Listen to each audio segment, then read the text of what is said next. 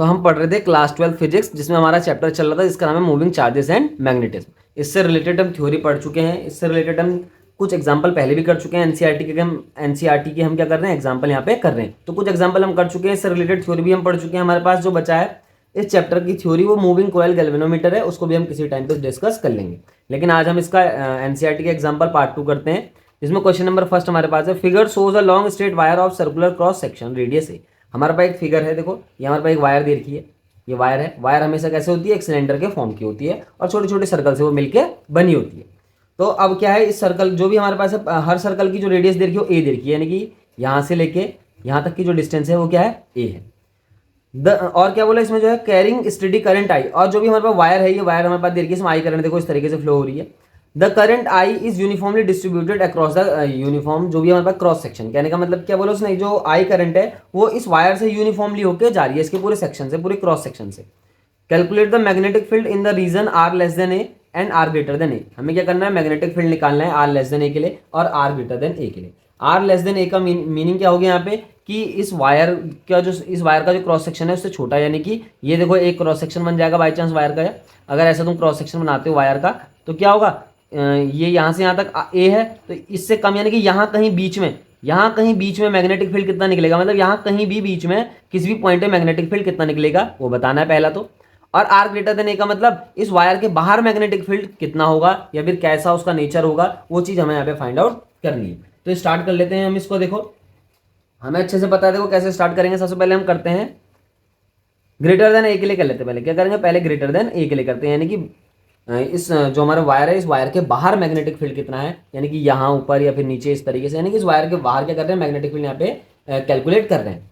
तो हम are greater than ए के लिए मेजर करते हैं। तो हम अच्छे से जानते हैं, देखो अगर आपको याद होगा तो जो हमारे पास क्या था, एम्पियर का सर्किटल लॉ था, वो किस तरीके का था, बी डी एल, ऐसी तो था, बी डी एल बराबर म्यू नॉट आई, इस तरीके का था, है ना, यही क्या था। अब देखो यहाँ पे क्या करना है, देखो ये हम इसे ऐसे करते हैं, integration of B dot D L बराबर म्यू नॉट आई।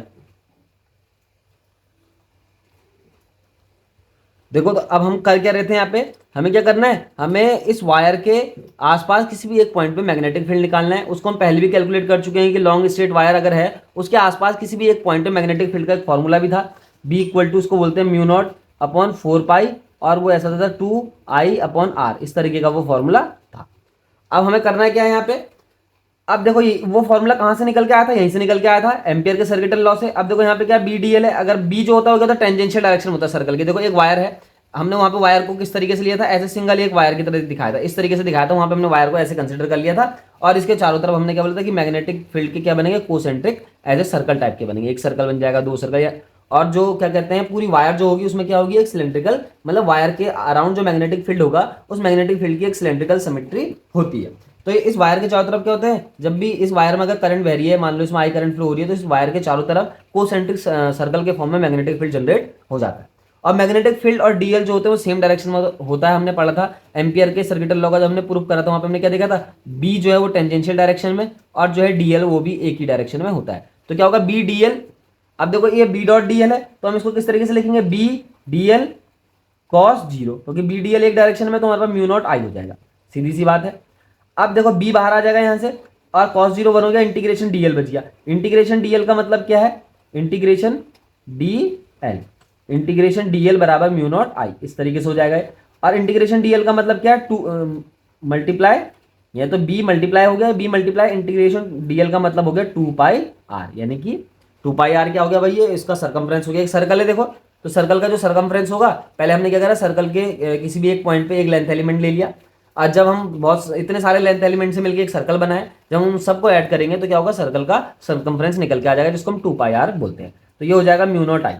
तो यहाँ से बी बराबर आराम से निकल के आ जाएगा mu naught I upon 2 pi R. ये फिर देखो ये दोनों फॉर्मूले के हैं बिल्कुल सेम है, जैसा ये है वैसे ही, ये पहले भी हम कैलकुलेट कर चुके हैं और इस समय हमने दोबारा फॉर्मूला यहाँ पे निकाल दिया।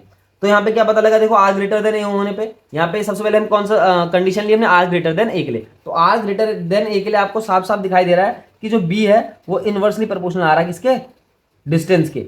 अब ये आर क्या है, डिस्टेंस, ये किसकी डिस्टेंस है भाई, ये उस पॉइंट की डिस्टेंस है जिस पॉइंट पे हमें मैग्नेटिक फील्ड निकालना है due to this wire, due to this current in wire, सीधी सी बात है। तो वायर के बाहर जो मैग्नेटिक फील्ड होता है वो क्या होता है, उस वायर के के सेंटर से उस पॉइंट की डिस्टेंस के इनवर्सली प्रोपोर्शनल हो जाता है, सीधी सी बात है। यानी कि इसके कहने का मतलब क्या हो गया, इसके कहने का मतलब हो गया कि इस जैसे ही हम वायर के बाहर जाएंगे तो मैग्नेटिक फील्ड धीरे धीरे आगे जाते जाते डिक्रीज होगा। देखो जैसे यहाँ पे से हम यहाँ से बाहर को गए, ये वायर है, या फिर यहाँ पे देख लो ये वायर है, ये वायर खत्म हो गई, इसको हमने यहाँ पे क्या बनाया, हॉरिजॉन्टली बनाया, यहाँ पे मैंने वर्टिकली बना दिया। अगर जैसे हम इस वायर से बाहर की तरफ को जाएंगे, बाहर को निकलेंगे, तो मैग्नेटिक फील्ड धीरे धीरे धीरे धीरे उसका जो मैग्नीट्यूड क्या होगा, कम होता चल जाएगा। मान लो अगर 5 टेस्ला है तो यहाँ पे क्या हो जाएगा 4 टेस्ला, और कम हो जाएगा 3, कहीं पे 2 हो जाएगा, और जाते जाते एक पॉइंट ऐसा आएगा जहाँ पे जो है मैग्नेटिक फील्ड 0 भी हो जाएगा। तो बाहर को जाते जाते क्या होगा, मैग्नेटिक फील्ड कम होगा। इस बी इनवर्सली प्रोपोर्शनल आर का यही मीनिंग है, क्योंकि आर बढ़ेगा तो क्या होगा, बी की वैल्यू धीरे धीरे कम होते चली जाएगी। कहने का मतलब क्या, वायर के बाहर अगर हम जाते हैं तो धीरे धीरे डिस्टेंस बढ़ने के साथ साथ वायर से उसका मैग्नेटिक फील्ड क्या होता है, उसका मैग्नीट्यूड धीरे धीरे कम होता चला जाता है। तो ये था इसका पहला ऑप्शन, यानी कि हमने पहले आर ग्रेटर देन ए वाला कर दिया। अब हम इसका सेकंड ऑप्शन करते हैं। देखो r less than a, r less than a का क्या मीनिंग है कि इस वायर के अंदर कहीं पे भी मैग्नेटिक फील्ड, कहीं पे भी मैग्नेटिक फील्ड जो है वो किस चीज पे डिपेंड करेगा, उसको देख लेते हैं। तो सबसे पहले तो हम बात करेंगे कि वायर में करंट कितनी फ्लो हो रही थी। सबसे पहले हम बात किसकी करेंगे, करंट में, वायर में कितनी करंट फ्लो हो रही थी। तो हम लिखेंगे टोटल करंट इन एरिया, कितना एरिया है वायर का, पाई ए स्क्वायर दे रखा उसने, क्योंकि ए रेडियस माने ना, पहली बोला उसने कि जो हमारे पास वायर है वो उसका रेडियस क्या है, ए है। तो पाई ए स्क्वायर जो हमारे पास एरिया है उसमें जो करंट फ्लो हो रही है वो हो रही है आई। सीधी सी बात होगी। अगर आप देखोगे कि यूनिट एरिया में, क्या बोलोगे, यूनिट एरिया में the current in area pi A square, तो लिखोगे द करंट या total current, the current in unit area बराबर क्या निकल के आएगा, देखो पाई आई ए स्क्वायर जो है वो डिवाइड में आ जाएगा, सीधी सी बात है। अगर आप निकालेंगे द करंट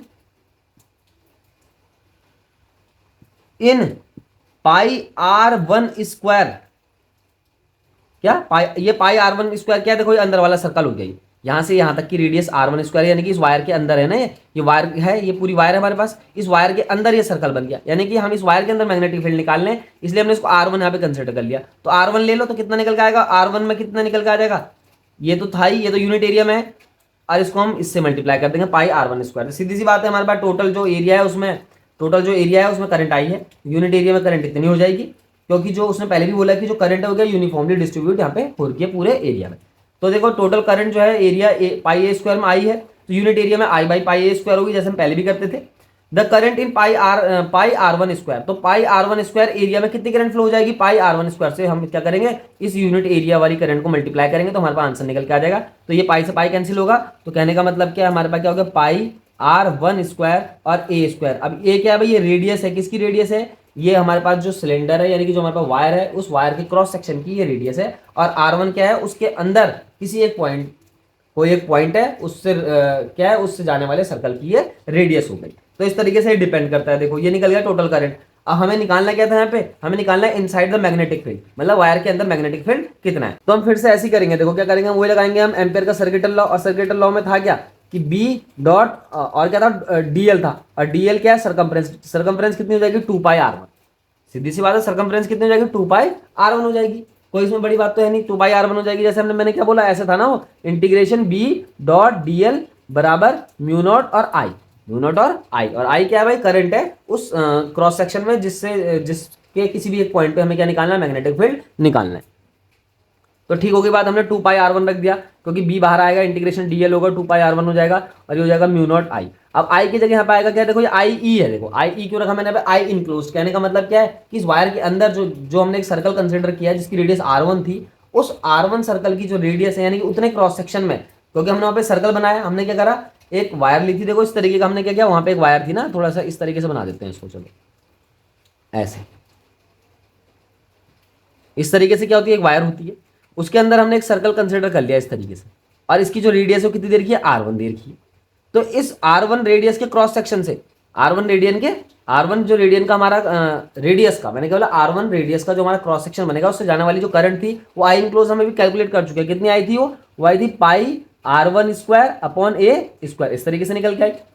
तो ठीक होगी बात, देखो म्यू नॉट आई हो गया, ये भी इधर हो गया, यहाँ से क्या होगा, देखो म्यू नॉट आई, एक आर वन से एक आर वन कैंसिल हो जाएगा, तो यहाँ पे एक आर वन बच जाएगा, तो वो हो जाएगा म्यू नॉट आई होगा, आर वन भी होगा, और 2 पाई ए स्क्वायर, इस तरीके से निकल के आ जाएगा। अब ए क्या है भाई, ए रेडियस का तो हमारे पास पहली क्या दे रखा है, वो वायर दे रखी है, जो हमारे वायर है उसका क्रॉस सेक्शन पहले से ए दे रखा है, यानी कि ए तो यहाँ पे कांस्टेंट है। तो बचा क्या, बी जो हो गया वो किसके प्रोपोर्शनल हो गया, डायरेक्टली प्रोपोर्शनल R1 के। कहने का मतलब क्या है, इसको भी अच्छे से समझ लो कि इनसाइड द वायर, अगर हम वायर के अंदर वायर के सेंटर से, यानी कि वायर का जो मिड पॉइंट होगा उसके क्रॉस सेक्शन का जो मिड पॉइंट होगा, सेंटर होगा, उस सेंटर से जैसे ही हम वायर की कहाँ तक आते हैं, एंड तक आते हैं, यानी कि देखो मैंने बोला सेंटर से लेके जब हम वायर के एंड तक आते हैं तो मैग्नेटिक फील्ड धीरे धीरे धीरे बढ़ता है, यानी कि यहाँ पे मैग्नेटिक फील्ड बहुत कम होता है, यहाँ पे मैग्नेटिक फील्ड थोड़ा बढ़ जाता है, यहाँ पे और बढ़ जाता है, यहाँ पे और बढ़ जाता है, यहाँ पे और बढ़ जाता है, यहाँ पे और बढ़, यानी कि यहाँ पे जो मैग्नेटिक फील्ड होगा वो क्या होगा, सबसे ज्यादा हो जाएगा। और धीरे धीरे जैसे हम बाहर को चलते जाएंगे तो मैग्नेटिक फील्ड का जो मैग्नीट्यूड है धीरे धीरे कम होता चला जाएगा। ये चीज यहाँ पे निकल के आ गई हमारे पास, जो कंक्लूजन निकल का है। हम इसको ग्राफ में भी प्लॉट कर सकते हैं। देखो एक हमने ग्राफ बनाया, एक एक्स एक्सिस पे एक वाई एक्सिस पे।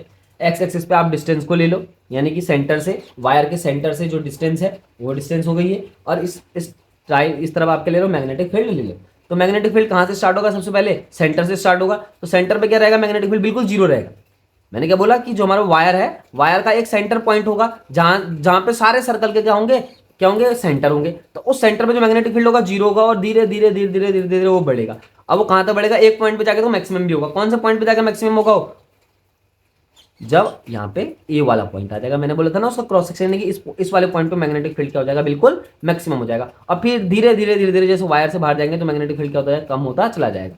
तो आप यहाँ पे लिख सकते हैं आर डायरेक्टली प्रोपोर्शनल, क्या है आर नहीं सॉरी क्या है B, be directly proportional R1 या फिर आर ही रहने दो, कोई दिक्कत नहीं। और यहाँ पे क्या हो जाएगा, बी जो हमारे पास इनवर्सली प्रोपोर्शनल आर के हो जाएगा। देखो जैसे क्या होगा, सेंटर से लेके हम कहाँ तक गए, आर इक्वल टू ए तक गए, तो क्या हुआ, मैग्नेटिक फील्ड धीरे धीरे बढ़ा, ये वाला रिजल्ट। और जैसे जैसे क्या कहते हैं हम सेंटर से ये इसके पॉइंट से, यानी कि वायर के एंड से हम जैसे जैसे बाहर को गए तो मैग्नेटिक फील्ड धीरे धीरे कम हो गया। यही इसकी क्या डिपेंडेंसी है, यही ये न्यूमेरिकल था। अब हम न्यूमेरिकल नंबर सेकंड करते हैं, एग्जांपल नंबर 2, जो हमारा आज से एग्जांपल नंबर 2 है। क्वेश्चन क्या है, a solenoid of length 0.5 metre has a radius of 1 centimetre and is made up of 500 turns. It carries a current of 5 ampere. क्या क्या दे रखा हमारे पास, सोलेनॉइड है जिसकी लेंथ भी दे रखी है 0.5 मीटर। तो हम जो हमारे पास है पहले हम उसको लिख लेते हैं। सॉल्यूशन स्टार्ट करेंगे तो जो हमारे पास है, सबसे पहले हमारे पास लेंथ दे रखी है वायर की 0.5 मीटर की, हमारे पास रेडियस भी दे रखी है वायर की, वो कितनी है 1 सेंटीमीटर है। और नंबर ऑफ टन्स भी बोले उसने, number of turns and made of 500 number of turns, यानी कि total number of turns, total number of turns of wire भी लिख सकते हो, turns of wire is equal to 500। तो सबसे पहले हमारे पास करना क्या है, देखो it carries a current 5 ampere. एक चीज और है हमारे पास, इसको भी लिख देते हैं पहले 5 एम्पियर। अब उसमें मतलब what is the magnetic field inside the solenoid. तो जो हमारे पास सोलेनॉइड है, सोलेनॉइड के अंदर जो है मैग्नेटिक फील्ड कितना होगा वो निकालना। तो इसका हम एक फॉर्मूला पढ़ चुके हैं पहले भी, तो उसी फॉर्मूले को हम लिखते हैं पे कि सोलेनॉइड के अंदर जब हमने क्या कहता है एम्पियर का सर्किटल लॉ पढ़ा था, एम्पियर के सर्किटल लॉ का एक एप्लीकेशन था, उसमें क्या था सोलेनॉइड के कारण हमने मैग्नेटिक फील्ड निकाला था। उसमें हमने क्या कह रहा था, एक रेक्टेंगुलर क्रॉस सेक्शन माना था, रेक्टेंगुलर एम्पीरियन लूप माना था, और उसके कारण हमने क्या कहा था, मैग्नेटिक फील्ड निकाला था। तो मैग्नेटिक फील्ड की वैल्यू कितनी आई थी, अगर याद होगा तो म्यू नॉट एन आई के बराबर वैल्यू आई थी। अब ये एन था गया, पहले इस एन को भी समझ लो। एन जो था वो नंबर ऑफ टन्स थे, वो भी number of turns of wire, number of turns, लेकिन ये था पर यूनिट लेंथ, इतना ही अंतर है। और ये चीज आपको ध्यान रखनी है, यहाँ पे टोटल नंबर ऑफ टन्स दे रखे हैं, हमें क्या करना है, ये जो हमारा फॉर्मूला है उसमें जो एन है वो क्या है, नंबर ऑफ टन्स है, पर यूनिट लेंथ है। लेकिन तो जो हमारे पास एन है वो कैसे निकलेगा भाई, वो निकलेगा टोटल नंबर ऑफ टन्स और divided by length of the wire, तो निकल जाएगा पर यूनिट लेंथ में नंबर ऑफ टन्स कितने हैं। तो पर यूनिट लेंथ में जो नंबर ऑफ टन्स आएंगे कितने आ जाएंगे, 1000 निकल के आ जाएंगे। जब आप इसे कट करोगे तो आपका आंसर आ जाएगा 1000, यानी कि पर यूनिट लेंथ में जो वायर के नंबर ऑफ टन्स हैं वो 1000 है, यानी कि वायर के 1000 फेरे। अब हमें कुछ नहीं करना है, सीधा हमें वैल्यू रखनी है, B equal to mu naught. Mu naught की वैल्यू अगर आपको याद होगी तो 4 pi into 10⁻⁻7 tesla metre per ampere, इस तरीके से होती है ना। और इंटू हमारे पास एन निकल गया 1000, और इंटू आई करंट जो है वो 5 एम्पियर की फ्लो यहाँ पे हो रही है। आप जब सारी वैल्यू यहाँ पे रखेंगे, ये करके 4 रख दो, इसकी जगह 3.14 रख दो, या फिर 22/7 रख दो, ये 10⁻⁻7 हो जाएगा, ये 10⁻³ हो जाएगा, ये मल्टीप्लाई ऐसे हो जाएगा, 5 4 20 हो जाएगा, 20 को इससे मल्टीप्लाई करेंगे तो आपका आएगा 6.28, इस तरीके से आएगा 6.28।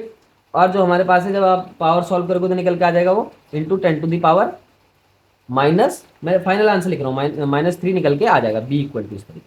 मैंने क्या बोला 5 4 20 होगा, 20 को इससे मल्टीप्लाई करेंगे तो आएगा क्या आएगा हमारे पास, देखो जैसे हम 20 को इससे मल्टीप्लाई करेंगे तो हमारे पास आएगा 6280, इस तरीके से निकल के आ जाएगा। और पॉइंट लगा देंगे यहाँ, कहाँ लगा, यहाँ लगा देंगे पॉइंट, क्योंकि देखो 2 डिजिट बाद पॉइंट है तो पॉइंट लग जाएगा यहाँ, तो 62.8 हो जाएगा।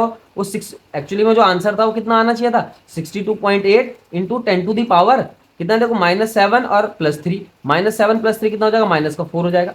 इस तरीके से, और इसको हमने क्या कर दिया, कुछ इस तरीके से लिख दिया। हमेशा ध्यान रखना है जब भी हम पॉइंट को किस तरफ ले जाते हैं, हम जब पॉइंट को लेफ्ट साइड ले जाते हैं तो पावर एक और कम हो जाती है, क्या हो गया, बढ़ जाती है, सॉरी, यहाँ से यहाँ है ना, कहाँ से कहाँ है, यहाँ से यहाँ है। तो जब भी हम क्या करते हैं, पॉइंट को हम क्या ले जाते हैं, लेफ्ट तरफ जाते हैं। जब जिस पेज पे तुम बैठे हो काम करने के लिए, उसका लेफ्ट जो तुम्हारा हैंड है, उस तरफ जैसे ही आप पॉइंट को ले जाओगे, जितने डिजिट आगे ले जाओगे पावर उतनी ही क्या हो जाएगी, बढ़ती चली जाएगी। तो जैसे पॉइंट यहाँ से यहाँ आ जाएगा तो पावर एक बढ़ जाएगी, उसकी कितनी बढ़ जाएगी, देखो -4 थी, एक बढ़ के कितनी हो जाएगी, -3 हो जाएगी।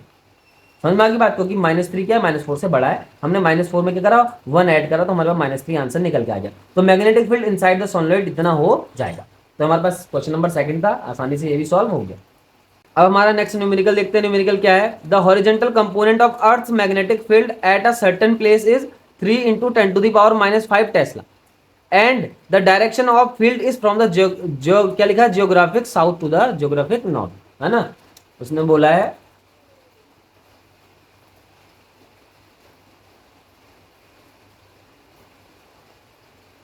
अच्छा इस क्वेश्चन को दोबारा देख लेते हैं, दोबारा पढ़ते हैं इस क्वेश्चन को। The horizontal component of earth's magnetic field at a certain place is 3 × 10⁻⁵ tesla and the direction of magnetic field is from the geographic south to the geographic north. यानी कि साउथ से लेकर नॉर्थ तक, north के direction में क्या है, magnetic field है, और वो क्या है, अर्थ मैग्नेटिक फील्ड है। क्या बोला उसने, horizontal component of the earth magnetic field, earth के मैग्नेटिक फील्ड का हॉरिजॉन्टल कंपोनेंट जो है उसका जो वैल्यू इतना है एट अ सर्टेन प्लेस, लेकिन जो उसकी डायरेक्शन है वो क्या है, साउथ टू नॉर्थ है। तो साउथ टू नॉर्थ इस तरीके से मैग्नेटिक फील्ड है, कहने का मतलब जो मैग्नेटिक फील्ड का डायरेक्शन है वो इस तरीके से मान लो। आप क्या करो, एक पेज के हिसाब से साउथ टू नॉर्थ बना लो। एक पेज में जैसे हम डायरेक्शन लेते हैं, 4 डायरेक्शन, एक नॉर्थ ले लेते हैं, इस तरफ साउथ ले लेते हैं, इस तरफ क्या ले लेते हैं, ईस्ट ले लेते हैं, और इस तरफ वेस्ट ले लेते हैं। तो इस तरीके से ही आपको क्या करना है, यहाँ पे साउथ से लेकर नॉर्थ की तरफ को मैग्नेटिक फील्ड का डायरेक्शन बना देना। और इस बी की वैल्यू कितनी है, 3 × 10⁻⁵ हर जगह नहीं है, एट अ सर्टेन प्लेस की बात कर रहा है। A very long straight conductor is carrying a current of 1 ampere. अब देखो जो जो हमारे पहले गिवन है उसको तो लिख लो। हमारा मैग्नेटिक फील्ड दे रखा है, वो दे रखा है हमारे पास 3 × 10⁻⁵ टेस्ला, ठीक है। और उसने क्या बोला, जो ये वायर है, यहाँ पे जो वायर रखी है उसमें 1 एम्पियर की करंट फ्लो हो रही है। What is the force per unit length on it. उसने क्या बोला, जो हमारे पास वायर है, हमारे पास मैग्नेटिक फील्ड दे रखा है जो साउथ से ले नॉर्थ से लेकर साउथ की तरफ को डायरेक्टेड है, उसका मैग्नीट्यूड भी दे रखा है। और बोला एक वायर हम यहाँ पे हमने इस मैग्नेटिक फील्ड में ला के रख दी है जिसमें करंट 1 एम्पियर फ्लो हो रहा है। What is the force per unit length on it when it is placed on the horizontal table.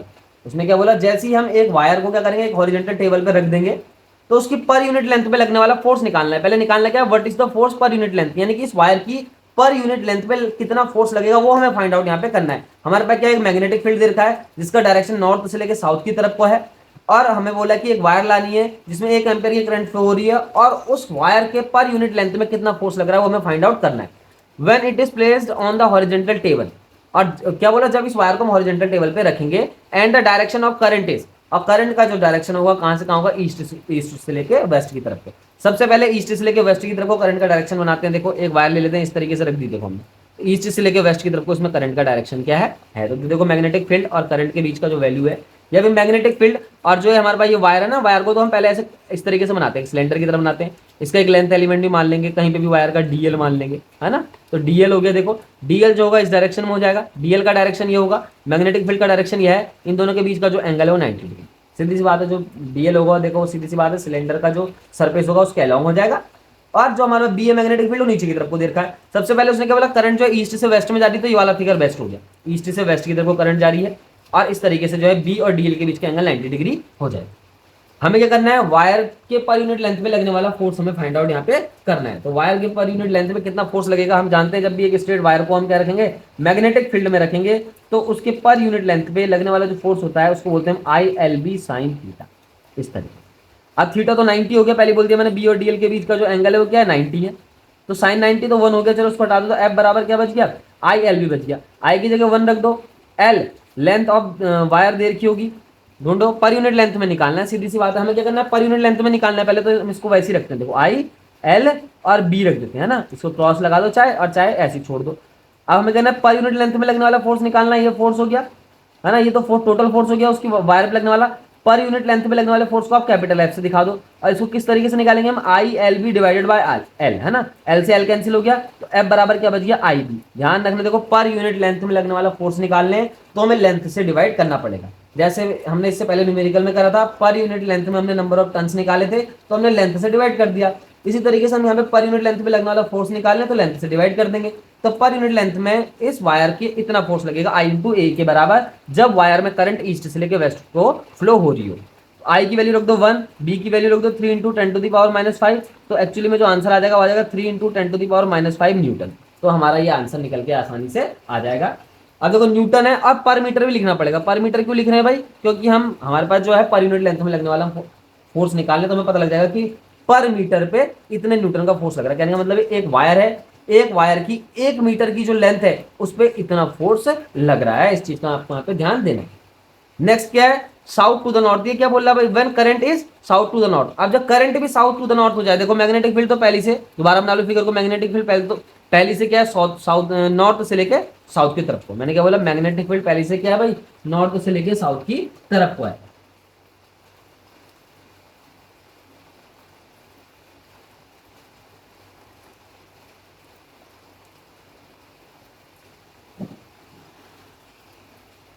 अच्छा देखो, इस न्यूमेरिकल में एक क्या हो गया, थोड़ा सा मिस्टेक हो गया। क्या मिस्टेक हो गया? जो हमारा मैग्नेटिक फील्ड था वो क्या, देखो वो साउथ से लेकर नॉर्थ की तरफ को, ना कि नॉर्थ से लेकर साउथ की तरफ को। तो ये डायरेक्शन जो है बी का वो इस तरफ होना चाहिए, लेकिन देखो उससे हमारा इस क्वेश्चन पे, इस न्यूमेरिकल पे कोई असर नहीं पड़ेगा, क्योंकि बी और डीएल के बीच का एंगल तो फिर भी 90 ही रहेगा। तो हमारे पास पहला वाला जो है वो बिल्कुल करेक्ट रहेगा। अब बात कर रहे हैं दूसरे वाले में, दिक्कत हो जाएगी। देखो अगर हम क्या कहते हैं, नॉर्थ से लेकर साउथ को लेते, मैग्नेटिक फील्ड ऐसा ही लेते, तो हमें दूसरे वाले में दिक्कत, दूसरा वाला जो हमारा ऑप्शन था उसमें गड़बड़ हो जाती।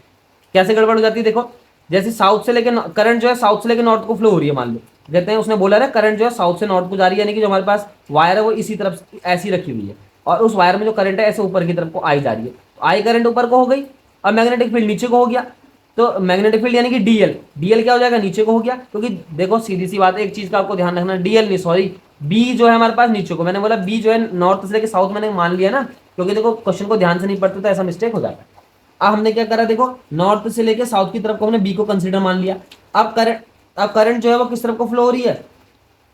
करंट फ्लो हो रही है हमारे पास साउथ से लेके नॉर्थ को, यानी कि ऊपर की तरफ को। यानी कि एक चीज ध्यान रखनी है आपको, जिस डायरेक्शन में करंट फ्लो होती है उसी डायरेक्शन में डीएल का भी डायरेक्शन होता है। यानी कि डीएल जो लेंथ एलिमेंट है वो भी करंट के डायरेक्शन में लिया जाता है। तो लेंथ एलिमेंट का डायरेक्शन भी ऊपर की तरफ को हो जाएगा आई के साथ साथ। अब मैग्नेटिक फील्ड नीचे को है, तो आई और डीएल जो हमारा बी है और डीएल है उसके बीच का एंगल इस केस में कितना हो जाएगा भाई? 180 डिग्री हो जाएगा। सीधी सी बात है, कितना हो जाएगा? 180 डिग्री हो जाएगा। इसलिए ये जो हमारे पास आंसर था वो थोड़ा सा गड़बड़ा जाएगा। देखो कैसे, देखो ये तो हमारा पहले क्वेश्चन का आंसर है ना। दूसरे क्वेश्चन का जो मैंने बोला, जो मैं क्वेश्चन गलत माना, मैंने क्या गलत मान लिया था इसमें, कि जो हमारे पास मैग्नेटिक फील्ड है वो साउथ से लेकर नॉर्थ की तरफ को दे रखा है, लेकिन मैंने क्या कंसीडर कर लिया यहाँ पे कि नॉर्थ से साउथ की तरफ को था, उस हिसाब से हमने ये आंसर निकाला। तो दूसरा आंसर जो है उसको भी हम ऐसे निकाल लेते हैं। पहले देखो, जब मैग्नेटिक फील्ड नॉर्थ से लेकर साउथ की तरफ को है और डीएल का जो हमारे पास लेंथ एलिमेंट है वो ऊपर की तरफ को डायरेक्टेड होगा, क्योंकि वो करंट के डायरेक्शन में होता है। तो बी और डीएल के बीच का जो एंगल है वो थीटा क्या हो गया? 180 हो गया बिल्कुल। तो इस केस में जो एफ है वो कितना निकल के आ जाएगा? आई एल बी, देखो 180 और साइन 180, देखो साइन 180 को साइन 180 किसके बराबर होता है? साइन 180 हो जाएगा। कितना हो जाएगा? साइन 180 हो जाएगा। माइनस नहीं लगाना है यहाँ पे, साइन 180 हो जाएगा। और साइन 180 क्या होता है? 0 होता है। तो लगने वाला फोर्स जो है इस वायर पे, इस केस में क्या आ जाएगा? पर यूनिट लेंथ में फोर्स बोलो, चाहे इस वायर पे कितना भी फोर्स लगे इस मैग्नेटिक फील्ड के कारण, वो 0 यहाँ पे लगेगा। दूसरा केस क्या था हमारे पास, जो क्वेश्चन था उसमें तो ऐसा था, हमारे पास जो हमारे पास वायर थी, उस वायर यह है इस तरीके से रखी हुई, मान लो जो मैग्नेटिक फील्ड है वो क्या था? इस तरीके से साउथ से लेकर नॉर्थ की तरफ को हमने कंसीडर क्या कर लिया था शुरू में, कि नॉर्थ से साउथ है, लेकिन जो मैग्नेटिक फील्ड है साउथ से नॉर्थ की तरफ को यहाँ पे लिखा है, देखो साउथ से लेकर नॉर्थ की तरफ को। और जो हमारे पास जो वायर है, वायर में जो करंट है वो भी साउथ से लेकर नॉर्थ की तरफ को इस तरीके से जा रही है। तो कहने का मतलब क्या है? डीएल यहीं पे कोई सा भी तुम लेंथ एलिमेंट ले लोगे डीएल यहाँ पे, तो डीएल का जो डायरेक्शन होगा वो भी ठीक अपवर्ड डायरेक्शन में ऊपर की तरफ होगा, करंट के डायरेक्शन में ही वो हो जाएगा। ठीक होगी बात? तो यहाँ पे बी और डीएल के बीच का जो एंगल है दोनों एक ही डायरेक्शन में, तो 0 डिग्री का एंगल यहाँ पे हो गया। तो हमारे पास जो सेकंड ऑप्शन है, ऑप्शन नंबर बी, तो हमें निकालना है फोर्स पर यूनिट लेंथ, तो वो हो जाएगा आई एल बी। पहले तो लगने वाला टोटल फोर्स निकाल दो वायर पे, साइन थीटा होता है, तो यहाँ पे साइन क्या हो गया? 0 हो गया। तो वायर पे लगने वाला टोटल फोर्स 0 है, तो पर यूनिट लेंथ पे लगने वाला टोटल फोर्स भी क्या हो जाएगा? वायर पे 0 हो जाएगा। तो इस क्वेश्चन को अच्छे से समझ लो, मैंने क्या बोला और क्या क्या इस क्वेश्चन में हुआ। हमारे पास मैग्नेटिक फील्ड जो है वो दे रखा था साउथ से लेकर नॉर्थ की तरफ को डायरेक्टेड, लेकिन थोड़ा सा मिस्टेक हो गया, हमने क्या मान लिया कि नॉर्थ से साउथ की तरफ को है, और उस हिसाब से भी हम 2 आंसर निकाल दिए। पहला आंसर तो यह है और दूसरा आंसर यह है जो हमसे मिस्टेक हुई। लेकिन मैग्नेटिक फील्ड जो है एक्चुअली में जो किस तरफ को डायरेक्टेड है, वो है ऊपर की तरफ को डायरेक्टेड, अपवर्ड डायरेक्शन में डायरेक्टेड है वो, यानी कि साउथ से लेकर नॉर्थ की तरफ को। और उस केस में अगर हमारे पास वायर जो है, वायर में करंट भी साउथ से लेकर नॉर्थ की तरफ को बह रही है, तो बी और डीएल के बीच का एंगल क्या हो जाएगा, वो जीरो हो जाएगा, तो फोर्स फील्ड जीरो आ जाएगा। कहने का मतलब क्या है, चाहे मैग्नेटिक फील्ड क्या हो, साउथ से नॉर्थ हो चाहे नॉर्थ से साउथ हो, और अगर करंट साउथ से नॉर्थ जा रही है या फिर नॉर्थ से साउथ ही जा रही है, जिस डायरेक्शन में मैग्नेटिक फील्ड है उसी डायरेक्शन में करंट फ्लो हो रही है, या उसके अपोजिट डायरेक्शन में करंट फ्लो हो रही है, मैंने क्या बोला, जिस डायरेक्शन में मैग्नेटिक फील्ड है अगर उसी डायरेक्शन में करंट फ्लो हो रही है या उसके अपोजिट डायरेक्शन में करंट फ्लो हो रही है, तो उस वायर की क्रॉस सेक्शन पे जो है कोई फोर्स नहीं लगेगा, एफ इक्वल टू जीरो हो जाएगा ड्यू टू मैग्नेटिक फील्ड, मतलब उस वायर पे कोई फोर्स नहीं लगेगा। लेकिन क्या है, अगर क्या कहता है करंट जो है ईस्ट टू वेस्ट जा रही या फिर वेस्ट टू ईस्ट जा रही, तो और मैग्नेटिक फील्ड क्या है, परपेंडिकुलर है इसके, यानी कि साउथ टू नॉर्थ है या फिर नॉर्थ टू साउथ है, तो उस पर लगने वाला मैग्नेटिक फील्ड की वैल्यू कुछ ना कुछ आ जाए। ठीक है, जैसे यहाँ पे निकल के आ गई। तो ये था हमारे पास क्वेश्चन नंबर 3, ये भी हमने सॉल्व कर दिया।